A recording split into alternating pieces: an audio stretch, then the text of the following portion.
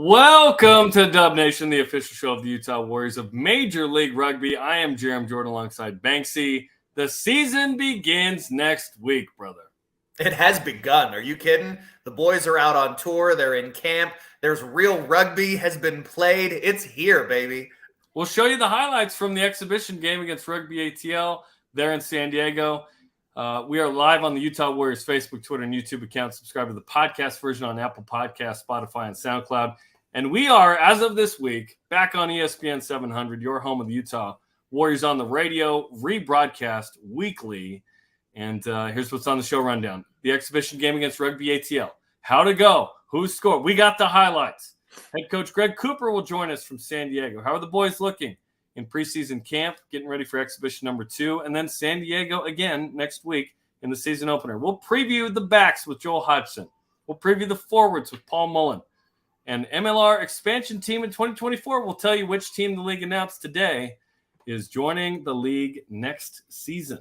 Chicago, of course, this season. So we jump right in to the exhibition against Rugby ATL. Here was the lineup that the Utah Warriors rolled out. Notably, Kaufusi, McLeod, and Hodgson at 4, 9, and 10 additions to the starting lineup of new guys. And then, of course, some rookies in the reserves and a lot of familiar faces. What did you think of the starters for the first exhibition? You know, it was a bit of a mix and match. I love seeing Tommy Tuivau get time at 8. The rest of the forwards really weren't that big a surprise. McLeod and Hodgson, that combination at 9-10, going to be clutch all year long. Paul Lasike, Calvin Whiting, you could throw in Mika Cruz, Logan Tongo, of course, Tyler Fisher, all guys that are probably going to see time there in the centers. And then that back three combination, you want to talk about electrifying when you've got Caleb Makini, Mika Cruz, and Joe Mano with the subs coming in and reinforcing that. There's electricity all over this lineup. Hey, we jump into the highlights. 3rd minute, Onehunga Kaufusi gets the first try of the season. Granted, this is, exhibitions, but a nice run of play. And nice work by Nick Colling with the drone footage. This was awesome. I watched the entire game with this footage. The buildup of this was great. It was fast. It was really kind of intense to start the match. These preseason games with Rugby ATL, always a bit of bragging rights on the line for this. But you see the buildup there, and then just driving through the 1-2 missed tackles there. Too much on it for the physicality. 7-0 at this point. A little later, 20th minute, Paul Mullen crashes over after a line-out. 40-meter run by Paul Lasike to make it 12-7. When you get to this point, you see the big spin out just inside of halfway. There's the gap that you know is coming from 12. And then the step, here comes the support to the outside. I think it's one phase here, and then it comes big crash ball. You see him setting up on the inside there just to the right. Takes a little skip, and too much meat and potatoes for them to stop right at the try line. You can't beat it. Paul didn't even need a crisp pass on that one. He was like, just give me the rock. Even if it's bouncing to me, I don't care. Paul Mullen running like Paul Lasike on that crash ball, man. Like just daring you to stop him. You love it. Hey, the Paul Patrol is on the roll. Let's go. Right before the halftime whistle, a little tap and go. And Paul Patrol. Captain Bailey Wilson diving over for the score. 19-12 at halftime. You know, it was really good build-up. I loved what I saw from these boys, the speed, the way they were able to recycle quickly, the way they were able to attack at the breakdowns in this. It was a lot of fun to watch the intensity that this team brought, and then Bales just running the outside line there. It could have been any one of 3 options, a little misdirection, and got it done. Okay, into the second half. Just 2 minutes into the second half. New scrum half, Connor McLeod dives on a loose ball. They reviewed this. Was a try to make it 26-12. This was a heady play by the new scrum half. It's just what you would expect from a seasoned 9. You know, McLeod played a lot of really good top-shelf rugby, and this is that heads-up play in and around the breakdown. The ball scatters across the pitch, and he's right there through the A-gap to put the pressure on it and dot down for the try. So, yeah, the ball's going to come down kind of loose out of the ruck, and he's going to be right there. Pops out. There you see it, and then he dots it down. And Rugby ATL didn't like it, but it was a quick play by Connor. Nice work there. ATL scored a couple of times, tied at 31. That was the final in the first of 2 exhibition games. All in all, good result. Obviously, giving up 31 is a lot, but scoring 31 is great. You want to get some of the rust out. We'll talk to Greg Cooper about how he felt about that opening performance coming up. Notably, the Warriors went to San Diego, have been training all this week there. They're going to play Friday at noon Pacific time at the training center in Chula Vista. As you see the boys enjoying the sunshine, I'm sure that will come up in our conversations. So that is the final exhibition. And then next week, the Warriors will place at San Diego in the opening game against the Legion. So kind of back-to-back there against one of the rivals in the league in San Diego. Of note, today, a couple other exhibitions in MLR. Houston plays New England, and the Seawolves are going to play Seattle Rugby, a club team there, in an exhibition. Other preseason results that we know about: New York Ironworkers, that's their new nickname this year, beat Old Glory DC 33-29. NOLA Gold defeated Dallas 45-19. And the Seattle Seawolves beat the American Raptors development program, formerly or the Glendale Raptors and whatnot. They're trying to develop players. They won 47-0 against the Raptors. And so those are week one of the exhibitions. We got week 2 this week, and then we're off and running next week with the regular season. You know, it's always tough in these situations because you want to get your first team out. You want to get good looks. You want to be able to put your best foot forward. But especially in the case of these Warriors, you don't want to give away a whole lot either with that opponent coming just days later. So I think the first 40 minutes of that preseason matchup went really well for the Warriors. You kind of saw the shape, the speed, the way that we can expect to play. A lot of substitutes rolled in mass in that second half. And at that point, it's really just chemistry and feeling each other out and getting everybody those contact minutes that you need to build up before week 1. So really positive things that we're seeing from this Warriors squad. I'm excited to see Exhibition 2. And then, like you said, it's a unique situation playing that same team. But, hey, the Warriors got out into Southern California enjoying some sunshine. It's gonna be a fun week. If you follow any of the boys on social media, the sunset pics at the beach, stellar masterpieces. Yeah, they're looking good. They're gonna be nice and tan when they come for the home opener on the 25th. It's gonna be great. I gotta absolutely love it. Look, there is tickets still available for the home opener if you want to be there Saturday, February 25th.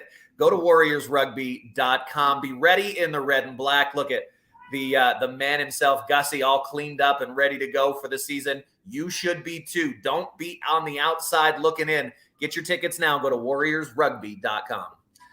Okay, we now welcome to the program the head coach of the Utah Warriors in his first season to discuss the exhibition, San Diego this week, the opener next week, and much, much more. We welcome Greg Cooper from San Diego. Greg, how's it going, and how is America's finest city? Yeah, it's fantastic. You mentioned it's a lot warmer here. I think game day we're expecting 75, so ideal for us. You know, really challenged. Look at the sun streaming in the window to your right there, Coach. Yeah, no, it's. I think a few of the boys are out there enjoying it at the moment, so a bit of a rest day at the moment. Okay, let's talk about that first exhibition game. Like we were talking about, you don't want to show everything, but you want to get some of the rust out. You want to see what's working, what's not. How'd you feel about the 31-31 tie with Rugby ATL? Yeah, I think you hit it on the head, really. You actually want to put your game on the field as fast as you possibly can. We've only got 2 warm-up games, so we won't hold a lot back. Of course, we'll hold a little bit back because we have to do that. But our focus is to put onto the field what we've been practicing in the first 4 weeks or so. So first 40 minutes were pretty solid.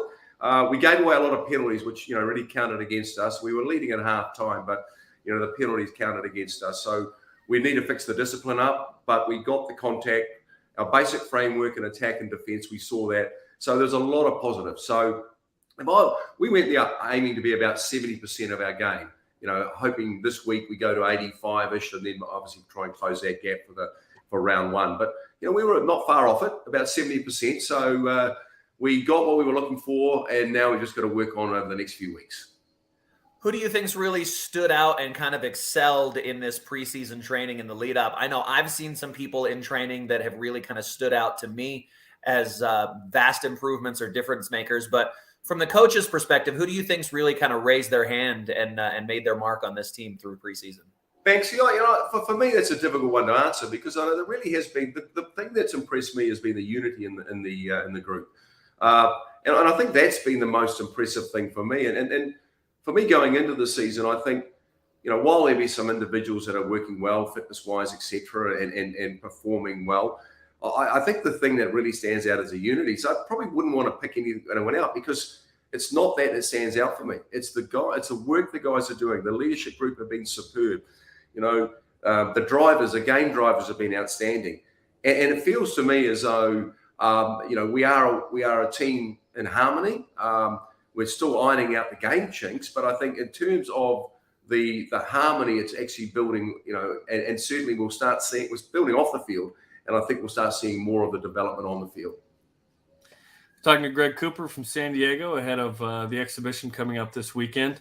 What are you seeing from the team that you're thinking, hey, we're on schedule or ahead of schedule in this area? I think, Jarom, the big thing for me, as I mentioned, it's the framework in terms of our attack and defense. We've hit that, and I think it's looking as though the overall thing we're looking for, just the detail within inside that needs the development. And so we needed to work on our contact area. And understandably, it's not something we had a massive focus on because we want to work on our overall game to start with. So the games and the intensity will start picking up that contact area. Obviously the one-on-one tackling is an area we need to pick up on because we haven't done a lot of that. We got introduced to that, in an aggressive manner against Atlanta because they were a physical side. But we hit a target of 85% tackle efficiency, but we weren't as accurate as we really wanted to be. So when I say that, we didn't have high expectation. We need to build that expectation now. So let me follow that up by saying this. One of the early frustrations last year with this team was the number of penalties given away in key areas. You kind of touched on it in that last preseason game. Do you see that as one of the biggest improvements this team needs to make, is really just cleaning up those individual mental mistakes? Well, interesting, Banksy. At the end of the year, we were the least penalised team in the competition. So I think we had patches of ill-discipline rather than consistently being ill-disciplined. So I think we probably need to be a side that does challenge. You have to challenge the boundaries. If you don't challenge the boundaries, you're never going to know how far you can go. So we will push those boundaries, but we've just got to realise if we are pushing it too far, then we've got to be smart enough to pull back. And every referee has different interpretations.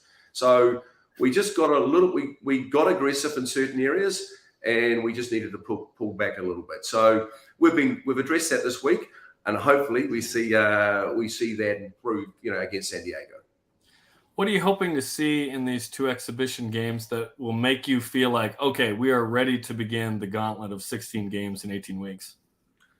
Well, the score is obviously a nice thing to be in your favor. So we haven't lost yet, but we don't focus on the score. It's the process of the game that we're trying to produce at training. So I just think we've set a 6-week target, and the six-week target is calculated and strategic on what we want to do in week 1, what we want to do in week 2, so we're now into week 5. So, we just want to tick off, are we where we said we were going to be in week 5? So we would like to be, our target is basically 100% understanding of our game and around about 85% efficiency. Whilst it's subjective, it's a measurement that we can look at based on, what we've said we're going to produce at training. So we thought we'd be at about 70% last week. We're hoping to be at about 85% this week. So again, subjective, that's the measure that we're looking at. So we come away from this performance against San Diego improved by about 15%.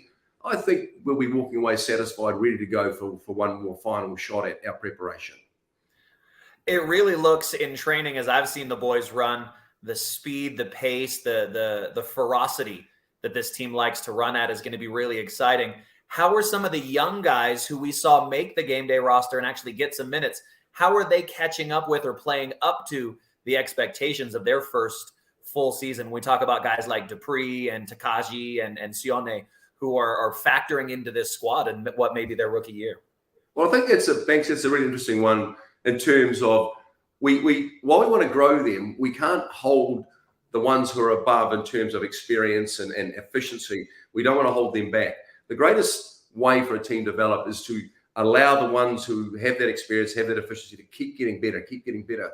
And that'll help drive the ones underneath. But also it's a coaching, it's up to us as coaches to help them with understanding that. So I think the big word is accountability. So while we are nursing them through, we've also got to expect accountability from them. So we don't want to slow the train down. We want everyone in the carriages to make sure they're going with them. So I think what I'm seeing here is the young ones are hungry to follow the lead, and the experienced ones are helping the younger ones. The coaches are helping the younger ones, but there is an expectation of accountability that we have with the younger ones as well, and we're seeing some positive signs there.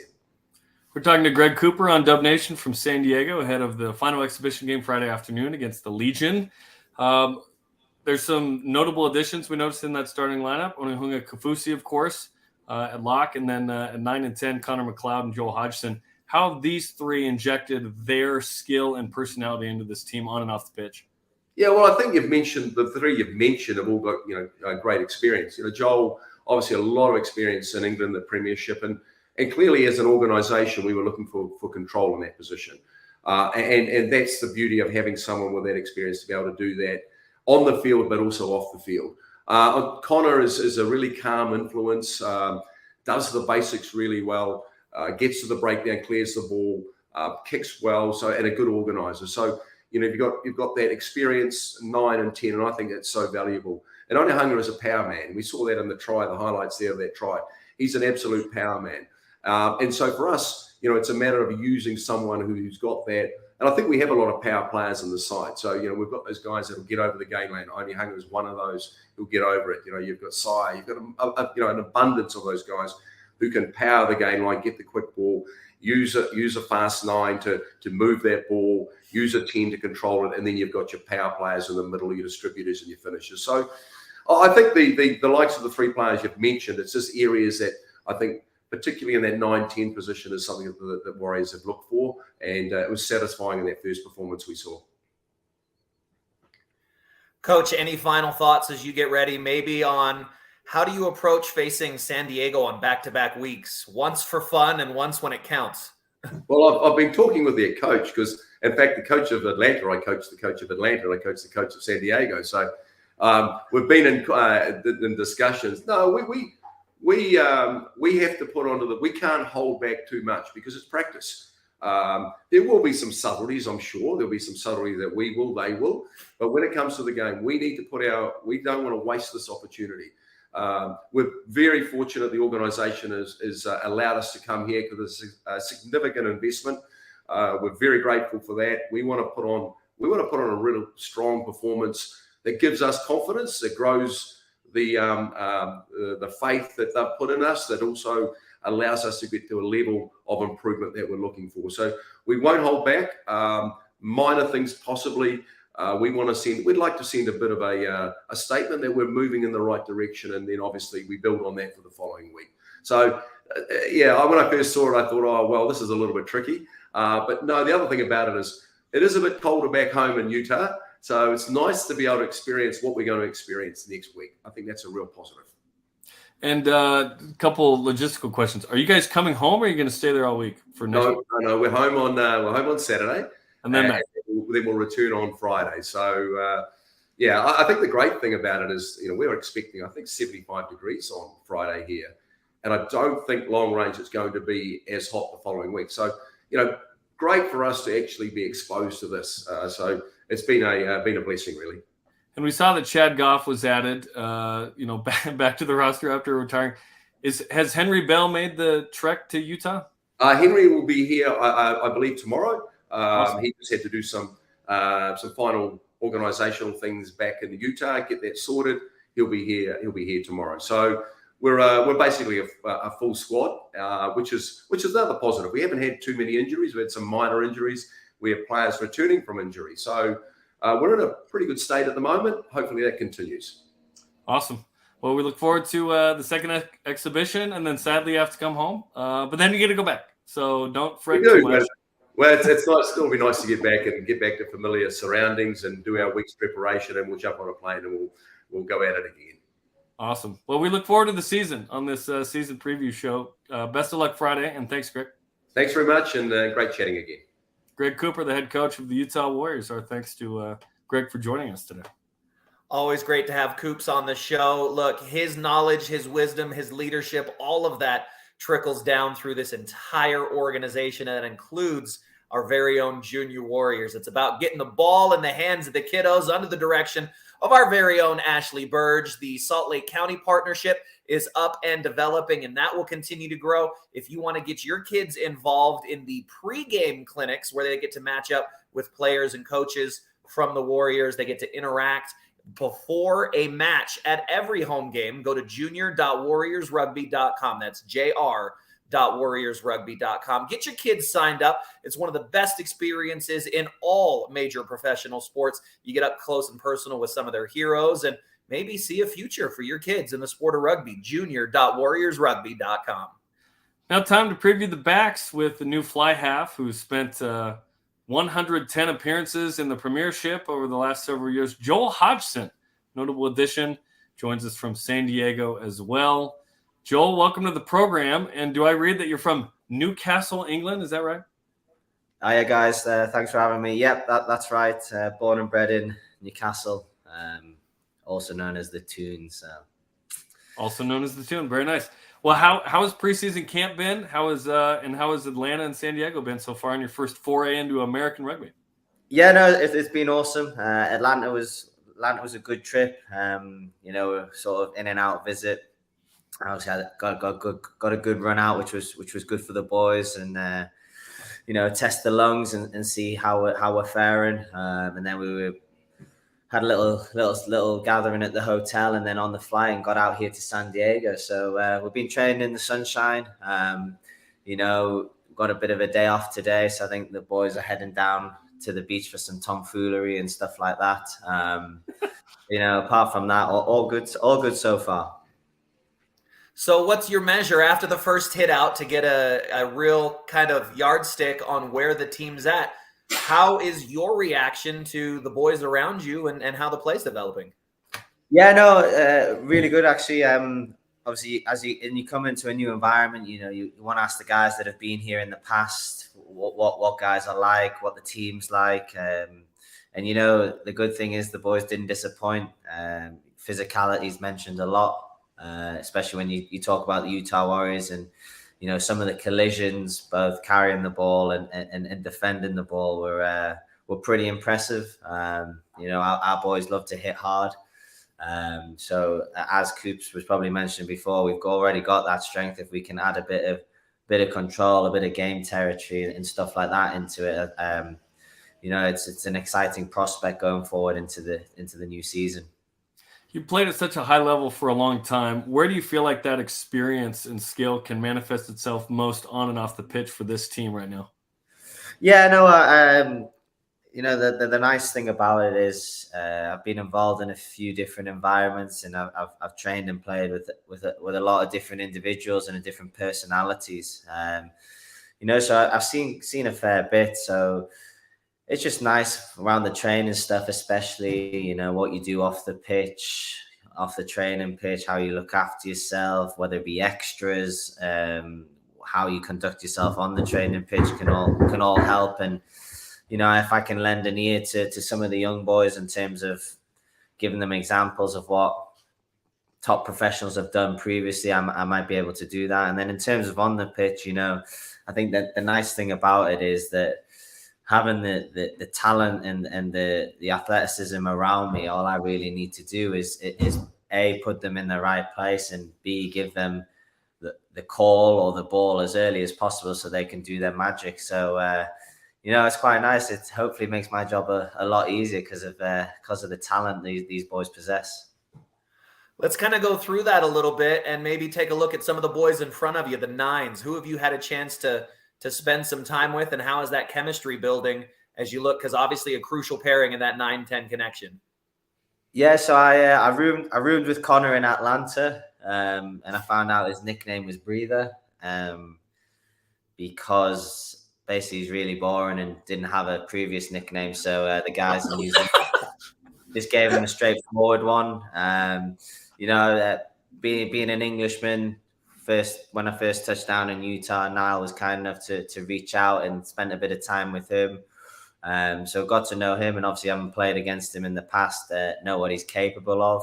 And then you're like Zion, especially, he lives around the corner from me. So it's great to catch up with him, go out for some dinner with his young family and get to know him a bit more. So, on the field, chemistry comes with just playing. But I think it's important to know the guys off the field more than anything. If you understand what they are about off the field, the on the field stuff takes care of itself. And the real nice thing about coming to Utah Warriors, I can't say that I've met a bad egg just yet. They're all so welcoming. They're all humble guys. They're proud of being a Utah Warrior. They're proud of the family that they're building here and the brotherhood they're building here, and they've been welcoming with open arms, and I'm extremely grateful for that. Let's talk about some of the fly halves and fullbacks. Caleb Makini, Connor Burns, Janny Giannoskoulis coming off a wrist injury. Cliven Lopser getting ready to play in the World Cup. Yep, no, exactly. I mean, you just named a talented group there, and they've all got their own strengths. Cliv and Caleb, those boys, in terms of their foot speed and their top speed is very impressive. It's really nice having that outside of you, knowing that you can put the ball out there, and they're more than capable of producing a moment of magic to create a possible dead end into a try scoring opportunity. So that's something that we should definitely look to use going forward. And then obviously Danny Boy and Connor, both youngish lads, but both got a bit of size about them. I only wish that I was their height and their weight. Things might have been very different rather than getting bashed about all these years. But again, as I mentioned about the scrum halves, you just mentioned 4 top blokes there. And we've got good camaraderie, and we can all chat and have a bit of a laugh together, and we go and do our kicking together. So it's real nice, and there's probably like a little boy band bromance forming. So it's all good. Can't wait to see the cover art for your first single. Yeah, is there a name for the boy band? There's no name yet, but the cover album is probably going to have Paul Mullen and Budgie Smugglers. So we'll look forward to that. It should be called Knocked On, a compilation album.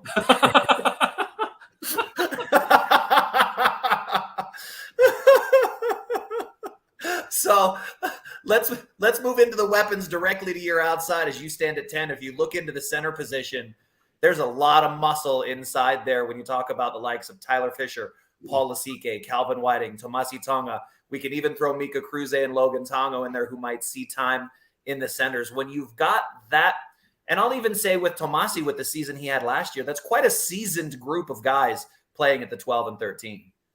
No, absolutely. And if I was in another organization and I saw that lineup of centers, I'd not be best thrilled, because you know exactly what you're going to get. You're going to get a real physical element. They've got the ability to run over you. They've got the ability to sidestep you. They've got the ability to square you up and then move the ball on last minute. So they possess tremendous amount of strength. And it's a blessing for me as a fly half, because I know if things aren't going right and if the picture dries up for what it may be, I've got an absolute mutant outside me that's willing to just run through brick walls. And they'll not just do it once, they'll do it time and time again, and eventually that wall will break down. And that it's a pretty impressive trait to have when you play the game of rugby. So yeah, and as I say, that like great communicators as well. So again, I'm really enjoying the fact that I don't have to really do much, just kick the ball every now and then, pass the ball here and there, and the rest of the boys are more than capable of taking care of the other stuff themselves. And last but not least, the wingers. Colson Warner is a utility guy. He can play a lot of positions. Mika Cruze, Joe Mano, Logan Tongo. Sione Mahe has been a young guy that as a rookie that's come on as well. Yeah, absolutely. When it came to the training stuff and we're doing 15 on 15, I had to start trying to tackle Sione because he was making me look silly with his sidestepping. So that's probably the old grumpy man in me trying not to look like a fool anymore with these young kids running around. But the rest of the guys you mentioned, the speed and power they possess is second to none. It's very nice having the comfort in the knowledge that you can move the ball wide, and these guys are capable of producing moments of magic. I think I think you look across the back line, you've got strength and power in the centres, as we mentioned earlier, and then that back three, wingers, fullbacks, they possess real pace and real power and real dynamism when they approach the contact area. So I'll expect some pretty big things from these guys this year, and I'd be pretty upset if they don't feature on maybe a try of the season or contenders of it, because they are certainly capable of producing moments of magic. So you've talked a lot about the culture and personality of this team on and off the pitch. I know Coops has done a lot of work in helping develop that culture. Describe to us your view of the personality that this team has taken on now that you had your first hit out and you guys have put some minutes on the field together. Yeah, exactly. When I arrived, I got into Utah a bit earlier than planned, and when I was just knocking around the guys around the organization, just sort of trying to get a feel for the place, brotherhood was a big mention, and then obviously you have your personal family, but there was a Warriors family as well, and that's been very clear. The guys stick together through thick and thin, which is extremely important in a 15-a-side game. They're always planning things, not just for the boys to do, but for partners and kids and families as well, which is something that's not always happening. And I think they appreciate the sacrifices families make for us to do what we do. So, it's a real positive trait that the organization has. And, and the nice thing is everyone gets on, so not just the players stick together, the coaches stick together, and then Nick Collins sits on his own. Now we make sure Nick comes and joins us for food and doesn't feel too left out then, because he gets a bit grumpy when you. He's a bit melancholy at times, but that's just part of his charm. Yeah, well, that's one way to call it, isn't it? He's busy running the drone, That's what you call it when you like the person. Yeah. Don't mention about his drone flying capabilities. He's nearly taken the head off one or two of us in training when he gets a bit close. So that's initiation techniques to the team, just so you know. Love it. But as I say, the culture is brilliant. They're close on the pitch. They're close off the pitch. There's no secrets. You can talk about anything, and there'll always be someone there to listen and offer advice or just offer support, whatever you need. So it's a really great family to be a part of, and I'm delighted that Jess and I have found ourselves here in Utah. And you're not busy enough playing for the Warriors. You're coaching Utah Valley. How's that going? Yeah, not too bad. So I started in January, roughly about the same time our preseason started, and me and an ex-Warrior, James Mockey, are down there doing our stuff, trying to give back in what way we can.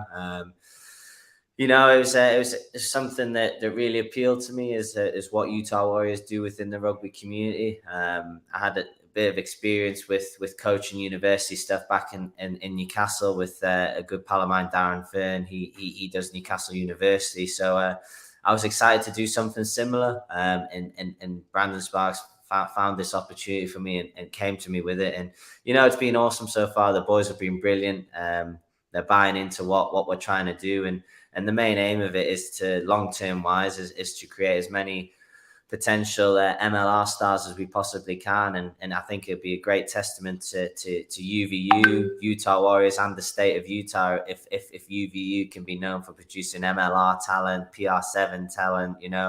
I think there's an untouched talent pool, especially down there in Orem. And hopefully we can dip into that and produce some stars of the future. That's the goal anyway.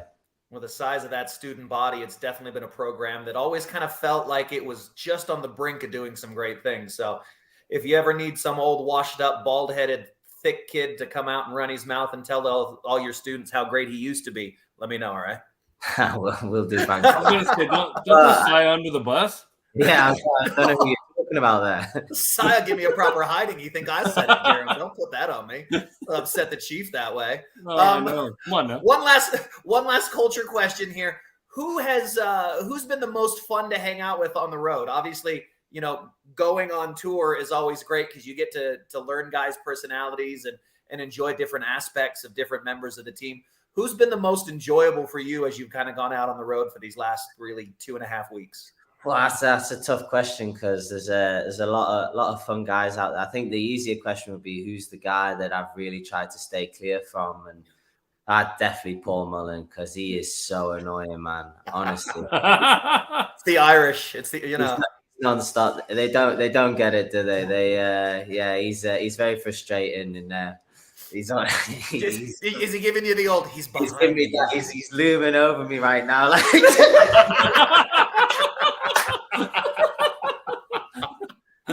Oh, you love to see it. I'm grooving, eh? Tackle of the year, right there so far. Oh, that's So great. now- Well, Joel, That's thanks for the 100% time, man. tackle rating, Paulie. Good job. Yeah, that was close to a high tackle. We'll let Paul get away with that, but yeah, Joel, thanks for the time, man. No, cheers, boys. Appreciate it. Take care of yourself. You got it. We'll talk with Paul Mullen in just a second as those two gather themselves after that tackle. Love to see it. The camaraderie is real with these Utah Warriors. And if you want to be part of the best home field advantage in Utah, there is something great that is brand new this year with the Utah Warriors Hospitality Lounge. This is something new and available in a temperature-controlled lounge. This is your season ticket to a VIP experience at every Warriors home game. Get VIP parking, a pregame meal, snacks at halftime, premium seat location. It's all available to you. Go to warriorsrugby.com and book your spot inside the Utah Warriors brand new hospitality lounge. Space is limited, so make sure that you get in now. Go to warriorsrugby.com. We now welcome into the program a man who just tackled his own teammate on camera, Paul Mullen, USA prop from Ireland, one of our favorites. Paul, how you doing, man? How you feeling after that tackle? Yeah, grand. Grand. Joel, he's likes a bit of tomfoolery, so I just wanted to, just cut that out right away and just set things straight. Yeah. Like you need any kind of urging in that direction whatsoever. Exactly. That's it, Banksy. You got it. Joel, again, he's an English fella. I got it, and he's new. I just got to keep him between the two lines, Speaking of two lines, are we, and this is my first and most serious question of the day, are we going to see a return of those two high and tight lines for the Paul Mullen Mohawk this year at any point? Do you want to see them? I think it was such a fan favorite. I think it needs to come back. It's pretty awesome. Well, we'll see. No promises, but we'll see. Yeah. Yeah, keep all the team rules and you won't have to, right? There you go. Kangaroo Court is going to sort you out real quick. Yeah, the Kangaroo Court, you're spinning that wheel and there's some weird deal. He's going to get done in for a high tackle on Joel and it's going to make a preseason debut, I think. Yeah, that'll be fun. Obviously, in my defense, I think he ducked a little bit, so... I'm not saying there was any intent. There was no malicious intent. It's going to TMO. We will assess it. Yeah. That's it. Yeah, we'll see what TMO say. Yeah. Yeah, we'll see. You've been suspended 3 games. Rugby ATL, obviously that result now San Diego. Tell us a little bit about kind of preseason preparations, how it's gone for you, and how you've seen the team evolve here so far. Yeah, in terms of preseason, I suppose it's short, but listen, I was absolutely delighted to get stuck back into it, if I'm honest. We had a decent game there in Atlanta, a long old trek out here to San Diego, and we're ready to go again against San Diego on Friday. Talk about your try in that game, the power formation. Yeah, I mean, listen, I don't get the ball too often. Never mind score tries often, but it was simply just pick it up and fall over the line. So not really much to write home about, but listen, I'll take it. How about that? How's the Chula Vista training facility, and how is it preparing for a team you're going to play next week? Because you don't want to show everything, but you also want to kind of see where you're at with them, right? Yeah. Well, so the facilities here are fantastic. But I think what I probably enjoyed the most is that we're together. We're in camp, so we're together 24/7. Well, not 7, but 24 hours for the last 6 days or so. So that's really what I've enjoyed kind of the most, is just getting to know the boys outside of rugby as well. And I think that's really, we're extremely, or I'm extremely grateful from to the owners for having us put on this camp here and be away from home for a few days and just get to know our teammates better, because I'm sure that's really what will stand to us once we go into the season. You had an incredibly busy off season.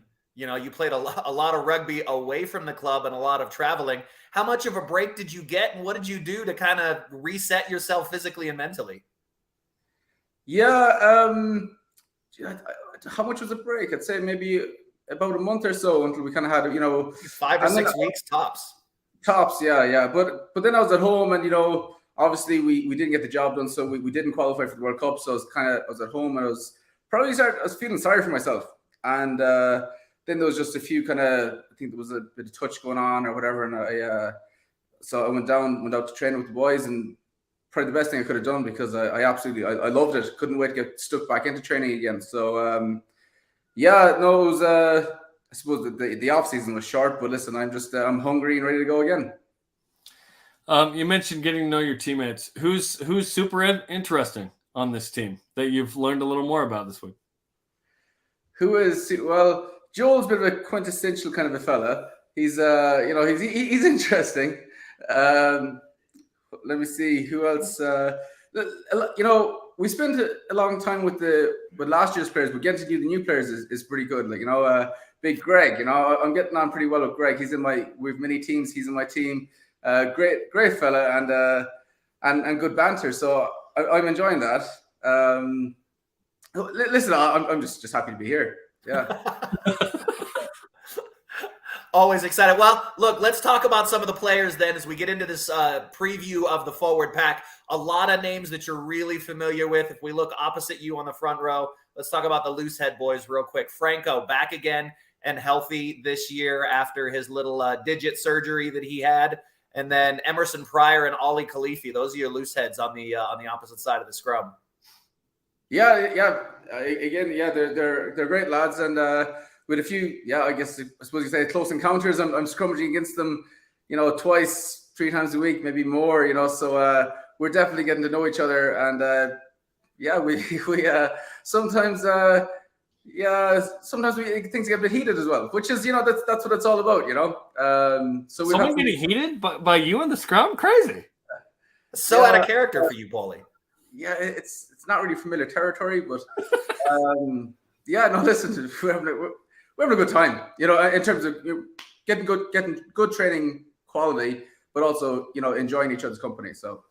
And we mentioned the hookers, Tuveti Vungakoto's back, Joey Backey's back, Henry Bell is getting there. It sounds like today or tomorrow. We heard from Coach Chad Goff for a little bit. That's a strong group as well that returns. Absolutely. I met Henry, I think was it last week when I met him. So just a nice Kiwi fella and a farmer. He was telling me about his farming, and he's a few thousand sheep, and I think he does beef cattle as well, which is. I know there's a lot of sheep down there in New Zealand. Banksy, you can back me up with this one, but I think he said he had a few thousand, which I was quite interested by that, I think they did the math. There's something like 4 or 5 sheep for every person in New Zealand. Is that what it is? It's that many? Yeah. Wow. Yeah. There's only 4 million people in the whole country, Jarom, so don't act like it's that big a number. That's a big ratio. Come on. That's like, the steer in Texas for every person. I would love to know what that is as a guy that lived in Texas, Paul, there for a while. Okay, let's talk about the tight heads. You, a younger looking Angus with that haircut. Elijah Hayes is coming along as well. That feels like a great group. It is. And we've been getting some, again, as I said, we've been getting some kind of good work in the scrums. And we're all here trying to get better. As cliche as that sounds, we just want to kind of keep driving the standards. We talk about the engine room. I played in the Type 5 for 90% of my shamelessly pitiful rugby career, but it's a spot that I love playing in the props now, but I started as a second rower. How about those boys behind you? And it seems like the size increase and the ability increase this year, when you talk about guys that can play second row, like Lance, we saw Tommy Tuavau play some time there, but we've got Tree back healthy. The Chief's back and healthier. He seems to be aging like fine wine, where I'm aging like a gallon of milk. He just gets better and better every year. Bales can get in the second row if he's got to. You've got Dupree and, of course, the big man, Onihunga, in there. It's got to feel good having that weight behind you in that scrum, yeah? Absolutely, yeah. When you see those big boys getting signed for the second row, it only puts a smile on my face anyway. It doesn't make my job any harder. How about that? You're only delighted to see those big boys come in. So, it's great. Yep. Can't wait. It's awesome. Well, we're excited. Best of luck in the exhibition on Friday. Continue to enjoy the warm weather, and thanks for the time, man. Thanks, lads. Thank you.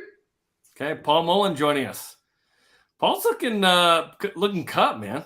Like, Paul's looking like he's ready to pancake some fools here. He already did. We saw it today. If you don't love a player, a personality, and a character like Paul Mullen, go watch ping pong or something. I don't know what the hell you do. Go pick up curling, all right? That guy is the embodiment of everything I love about our sport, and players that specifically play my position. You know, they are typically the most articulate, handsome, well-spoken, charming of all the rugby players when we talk about front rowers. So great to see Paulie get his due. Wow. Tell me how you really feel. Ask any front rower. We're not shy to tell you. Let's we're on the front row. We're on display. Right? Okay, last but not least, MLR has added a team next year in 24, and it is Miami. Miami Sharks are going to join MLR. So welcome to the league. It'll be a 13-team league. Hoping they can add another one and make it nice and even. 13 is kind of a weird number. But you got Chicago added this year, and you got Miami next year. What do you think? I think that's a great position for a team. You know, there's a lot of great club rugby that's played all over the South, and to have a team in such a premier market, you know, that especially for some of these early season games, now we can get away to San Diego, we can get away to Miami, we can get away to New Orleans for some of these early games and enjoy a little sunshine and some quality rugby, as the weather here obviously still cold and snowy in Utah. Yeah, I imagine the Warriors could be playing an early game at Miami next year, potentially. We'll see. Okay, that'll do it for us. We're back weekly now. We're in season starting next week. So this is our season preview show. We will preview and recap each week, multiple guests. It's going to be awesome. We're going to go all the way into June and almost July when the Utah Warriors win the Major League Rugby Championship. From your mouth to God's ears, Jarom Jordan. Will be awesome. It'll be great. And Paul Mullen can tackle anybody he wants all year because it's going to be a fun year. Okay, like and share this episode of Dub Nation. Follow the Utah Warriors on social media and, of course, weekly on ESPN 700 with the game broadcast starting on February 18th. Cannot wait for Greg Cooper, Joel Hodgson, Paul Mullen, Mason Benson, and Banksy. I am Jarom Jordan. Go Warriors!